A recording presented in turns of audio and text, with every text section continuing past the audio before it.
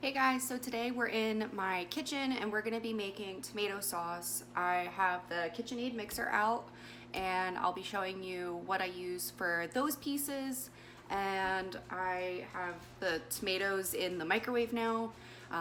Ideally, I would have taken them out last night, but I forgot. So they have been sitting in the sink for most of the morning. I think it's 11:15 right now, so they've been in there for maybe 3 hours.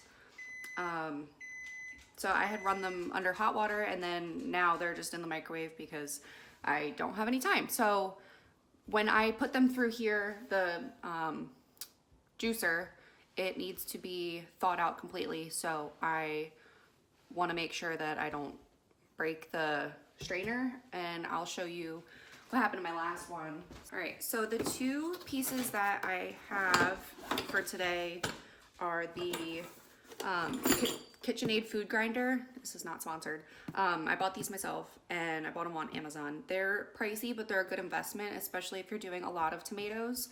So the grinder attachment is good for other things, like if you make sausage or peaches or whatever for jam. So I got this, and then there's a separate piece for the food strainer here. And it has this cone that you can see here, and then there's another housing thing that you slide over it.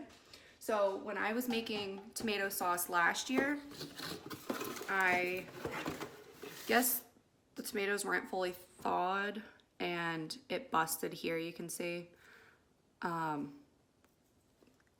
really cracked. So yeah, I was using this for a while, and then I actually registered my KitchenAid product, and then I noticed that you could do a replacement part for when it broke. So I did that, and they finally shipped it to me maybe in like October. It took a while. They were on back order. So we've got all the attachments now, and that's really all I have. So like I said, I have to thaw out the tomatoes, so that's gonna take a while. So hold tight and we're gonna start on that. I have these in freezer bags. I had stored almost all of my tomatoes this summer to make sauce in one big batch because I knew in the summertime I don't really have time. I want to be out in the garden. I'll just save it for a colder winter day. So I have about 12 of these gallon-sized bags, and these I got off of Amazon as well. I'll put a link in my description, but they are reusable. They're like a heavier duty. They're kind of like silicone, but I don't think they're actually silicone. But they did really well, and since we're always freezing tomatoes every year and we like freeze bagels and everything, this was a good investment for me to reuse our bags. And I prefer to reuse the bags anyway. I just feel like it's a little bit more environmentally responsible. So that's what I have here, and you can see that these are all like squished down, and you can see the seeds. I find it's easier, and like you can pack more into the bag if you, as you're putting the tomatoes in, you just kind of like squish them, and then you can lay it flat in your freezer, and it saves a lot of space. Because I'll show you one that I didn't do that with. So this is one that I didn't do that with, and it's like a lot fatter. You can see there's like a whole bunch of air in here. That's what I would recommend, is that you guys invest in bags if you're going to be freezing tomatoes over and over again, rather than tossing them every year. But you do you still have to wash them. Freezing them is really great because then do it over the winter when you're stuck inside anyway and you kind of want something to do, but there's no gardening. So 12 gallon bags of tomatoes. Last year I think I did 10. So I did 12 bags or 10 bags last year, and that was about 6 quarts of sauce. But this year I have all Romas instead of half Romas, half slicers, and I think that'll do better for us. So we might actually end up with like 8 quarts. So we'll see. We're gonna be making lasagna tonight too, so yeah, it should be good. So this is what we're working with today. I already took out 2 bags, and you can see there are a lot of tomatoes to make our way through today. So I've got the microwave going with some tomatoes in there. I've already got some that I put in the microwave and are thawed. You can see this is why we need to boil the tomatoes. to get rid of a lot of that water. Even though they are paste tomatoes, there is still water in there. One of the good things about freezing the tomatoes is you can see the skins come right off, and the water has already started to come out. But that's why we're gonna be using the strainer today, because this will push all of the tomato through, and then the seeds and skins and all the stuff that we don't want are gonna come out here. So once you put the housing unit on, very carefully, there. And then the splash guard here, all of the stuff we don't want comes out here and will fall into this bowl. I'll take the tomatoes out. And then the juice runs out here, and then we'll boil it. So we're gonna start with the first round of tomatoes, and I think I'm going to use a ladle to scoop into where I want it. And then, I need another bowl. Okay, so then we've got our tomatoes are in here, and I'm gonna put them on this side because it's just easier for me to go one to the other. And then plug in the KitchenAid. Let me see if I can get you guys pointed down. Okay, and then I think I'm gonna put on an apron actually. I don't want any splashing going on. Okay, so we've got our apron on, tomatoes here, the juice is gonna flow into here, the discard's gonna come out the end here. I've got this for doing and this for pushing. We're gonna go ahead and start that, and then as we're filling up this bowl, we're gonna fill up our 16-quart stock pot. So this I got from our wedding, which was a great investment. So if you guys are getting married, put a stock pot on your registry. So it's 16 quarts. I got it from Target. It's got a nice lid. It's oven safe, dishwasher safe. It's great, especially when you're making large batches of sauce or applesauce or whatever, jam. I kind of wish I had gone bigger. So let's go ahead and get this started.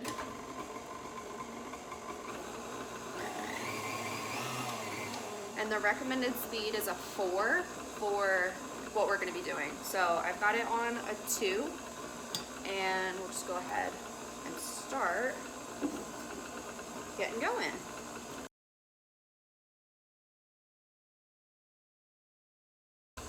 And so I've done preparing my tomatoes multiple ways.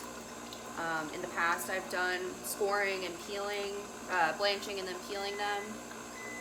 It takes a long time, your hands are pruny, it's not enjoyable in my opinion. I've also just done putting them in the blender and then putting them through the food mill, which is great, but you have to empty out the mill a lot.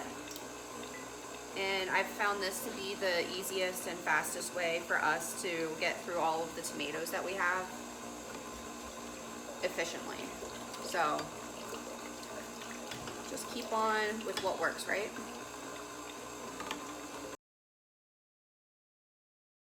And if you don't have a KitchenAid mixer, there are versions of this type of setup that doesn't use the KitchenAid, that are just like standalone.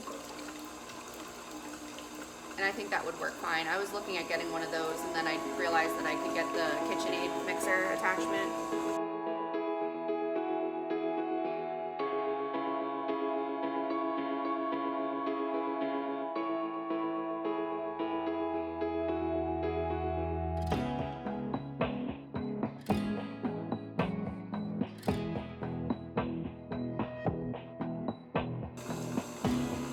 So then this is what is actually expelled from the juicer, is like this, all the pulp from like the skins, the seeds, whatever, and it just comes out the end as you're doing it. So I find that it's like pretty low waste.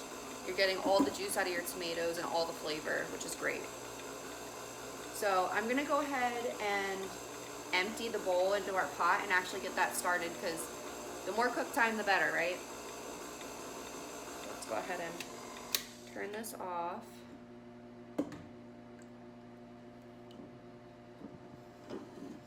switch this out. And so you can see it's pretty much just tomato juice, and there's a lot of water in here.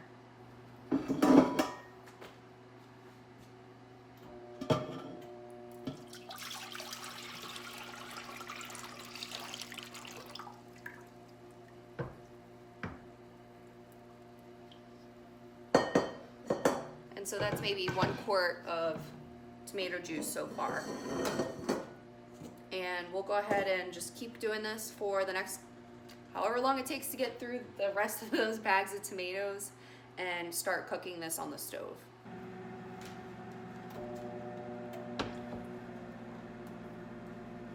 Okay, so we've got that on the stove. I've got it on high until it comes up to temperature, and then I'll just continuously keep pouring the tomatoes into the pot and let it cook down as we're processing over on the other counter.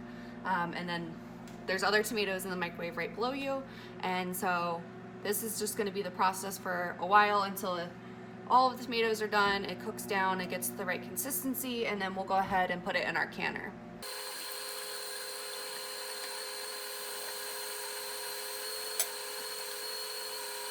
Alright, so we've got sauce on, almost 16 quarts full, and we still have this pot that has to go in. We're waiting for more room to form, so we're boiling that off for a little bit. It's about 4:30 now, and we have been in the kitchen for a very long time. Probably about another 2 hours that need to boil on the stove, and then we can put all the jars in the canner. But it's gonna be a long night, I think, because I don't think we're gonna be able to fit this in one batch in the canner either, so it might be 2 batches. Yeah, I'm glad we started when we did, and I didn't try to do this after work like I was originally planning. We made quite the mess. Oh, and I forgot to show you guys. So I had a mixing bowl, probably about this size, that was full of the discard from the tomatoes and the processing of the tomatoes, which that's like 12 gallons of the tomatoes reduced down to like a gallon of the waste of the seeds and the skins and everything. And then we've got 16 quarts, and there's 4 quarts in a gallon. So we've got 4 gallons of sauce. So a lot of tomatoes, a little bit of sauce is what we're looking at here. So once I have this all boiled down, I'll show you what that looks like, and then we'll get it in the canner, keep you updated on the time. All right, so this is what we're looking at 4:24. It is 6:36, and we're finally below 14 quart line, and we added that other bowl in there. All right, guys, so we're getting ready to start the canning process. I'm gonna prep the canner, and then we'll let this boil down while our canner comes up to prep temperature with our jars inside. I have the complete ball book of home preserving, and I find that this book compared to this one has a lot more of the basic recipes, and as a beginner I've just found this one to be a little bit more straightforward and intuitive. So today I'm going to be following the basic tomato sauce recipe that just has tomatoes, cored, citric acid or lemon juice, salt, which is optional, and dried herbs, which is optional. I follow this one because it doesn't have certain measurements of things. At home we like to make our own sauce, and we have our own measurements that we like with garlic and onions and seasonings and everything. So normally I would put in herbs, but I'm actually going to leave everything out this time because I might want to make chili or something else with it. So that's what we're going for. And like I said, I'm a little bit below 14 quarts, so I think I'm probably going to have something closer to 12 in the long run. and that means that I'm gonna have to do two separate batches of canning. So I think I can fit maybe 7. I don't know what the capacity of my canner is. So I have a Presto canner pressure canner, my bad, and it's a 24 quart, and I got that because I knew that I wanted to water bath can, but I wasn't sure if I was gonna pressure can. In the long run, I figured I'd probably end up pressure canning, so you can water bath can in your pressure canner.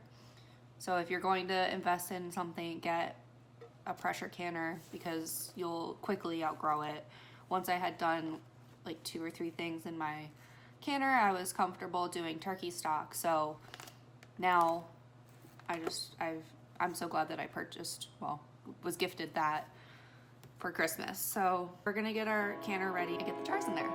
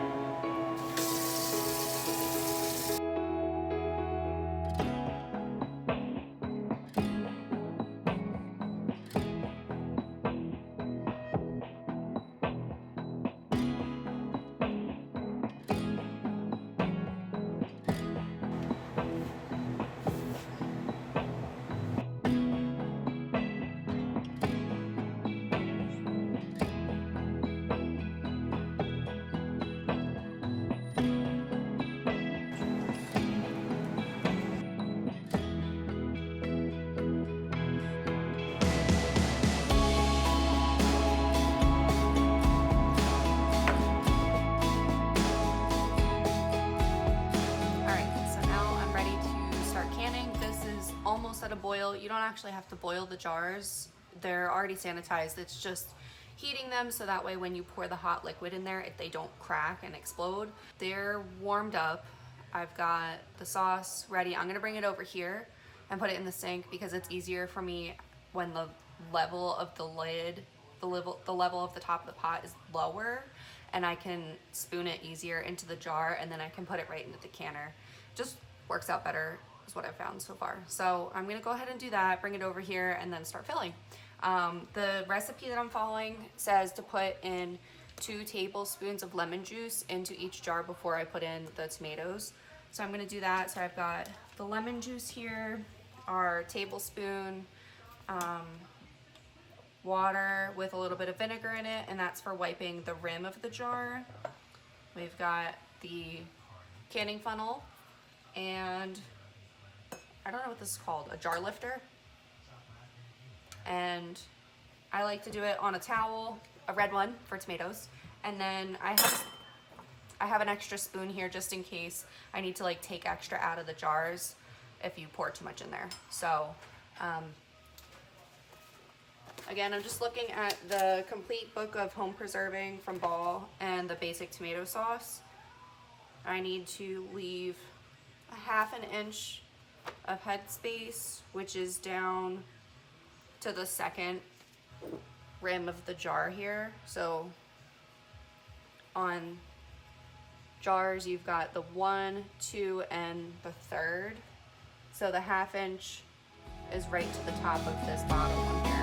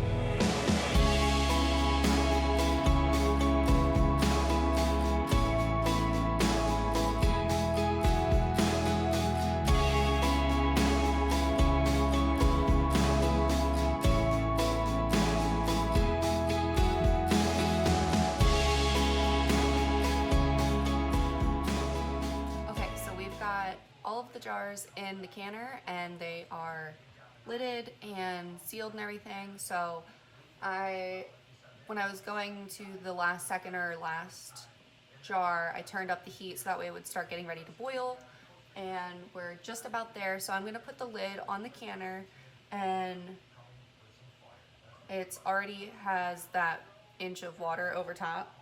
So once it boils, I'm gonna leave it at a boil for 40 minutes, and then we turn it off, leave it for 5, and then take the jars out of the water.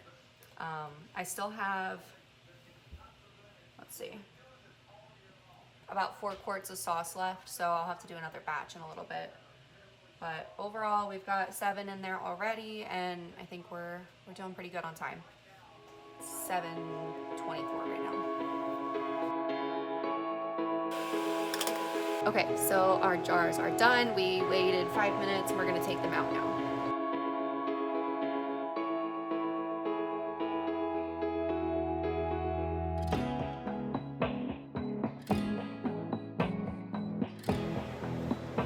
And now it's time to load it up again. So a little trick for you, if you didn't know, if you don't have a full canner, then you can add in empty jars without the lid, or you can add in jars with a lid, like an old one. I don't like to use new ones, an old lid. And then that way your jars aren't rattling around and they won't crack into each other and like potentially smash open. So I always have jars laying around and just throw them in there when I have extra room.